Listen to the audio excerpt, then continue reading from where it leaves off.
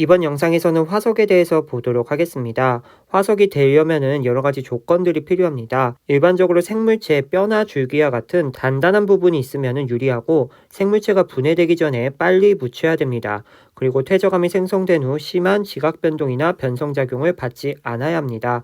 그래서 이러한 조건을 만족하면은 우리 화석이 될 수 있는데, 왼쪽을 보시면은 붕어빵 틀이 있고 그리고 반죽을 넣어서 구우면 나오는 붕어빵이 있습니다. 그랬을 때 이러한 틀을 몰드라고 하고요. 그 다음에 이러한 것을 캐스트라고 하는데, 그냥 선생님이 아는 거 자랑하려고 이렇게 이야기를 해보았습니다. 그래서 이것은 치과에서도 생각보다 많이 쓰이는 용어입니다. 몰드, 캐스트. 그래서 이런 거 한번 선생님이 자랑을 해보았고요. 어쨌든 간 이러한 화석은 정말 다양한 조건들을 만족해야 된다. 이번 영상에서 핵심인 표준 화석과 시상 화석 보도록 할게요. 우리가 화석을 통해서 알 수 있는 것은 두 가지입니다. 첫 번째로 화석이 묻혀있는 지층이 생성된 시기, 두 번째로 지층이 생성된 환경을 알 수 있습니다. 그래서 지층이 생성된 시기를 알려주는 화석을 표준 화석이라고 하고, 환경을 알려주는 화석을 시상 화석이라고 합니다. 이것들에 대해서 자세하게 보도록 할게요.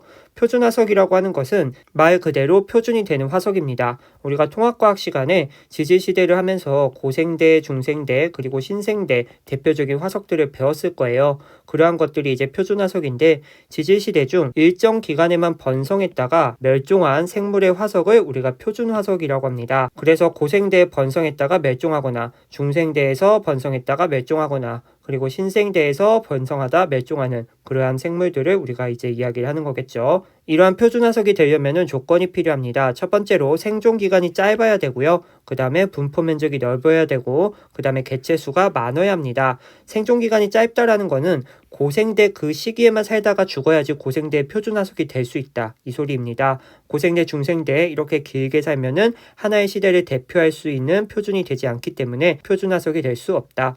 그리고 분포 면적이 좁았다면은 현재까지 남아있는 것들이 없을 거예요. 그런 의미로 해석하면은 분포 면적 넓어야 된다라는 거 알 수 있고요. 그 다음에 개체 수가 많아야 됩니다. 개체 수가 적으면은 여지껏 남아있는 그러한 화석의 수가 적겠죠. 그래서 그 시대를 대표하더라도 알 수 있는 방법이 없다.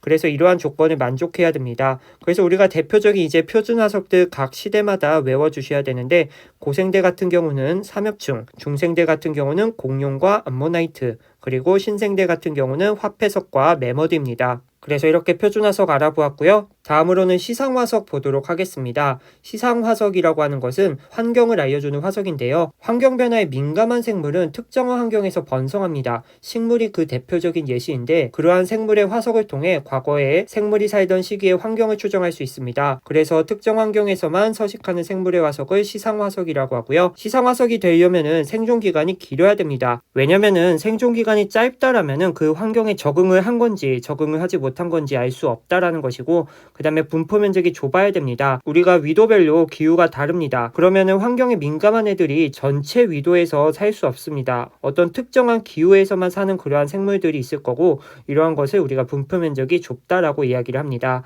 그리고 환경 변화에 민감해야 한다. 민감하지 않다라는 것은 여기저기 다 살 수 있다라는 것이고, 특정 환경을 대표할 수 없다라는 것이죠. 그래서 이러한 시상 화석의 대표적인 예시는 고사리와 산호입니다. 고사리가 만약에 발견이 되었다 그러면은 따뜻하고 습한 육지다라는 것을 의미하고, 산호가 발견되었다 그러면은 따뜻하고 얕은 바다이다. 고사리와 산호 같은 경우는 멸종하지 않고 아직까지 있습니다. 특히 고사리 같은 경우는 습한 곳, 특히 산에서 빛이 들지 않는 곳에 정말 많이 있습니다. 그래서 시상 화석까지 한번 살펴보았고요. 밑에는 그래프를 보도록 할게요. 가로축은 분포 면적이고 세로축은 생존 기간입니다. 표준 화석 같은 경우는 분포 면적이 넓어야 되고 생존 기간은 짧아야 되죠. 그래서 그러한 설명 오른쪽에 나와 있고요. 그 다음에 시상 화석 같은 경우는 생존 기간이 길어야 되고 분포 면적은 좁아야 됩니다. 마찬가지로 왼쪽에 설명이 나와 있습니다. 표준 화석과 시상 화석에 대해서 살펴보았습니다. 궁금하신 점은 댓글로 남겨주시고, 이번 영상은 여기서 끝!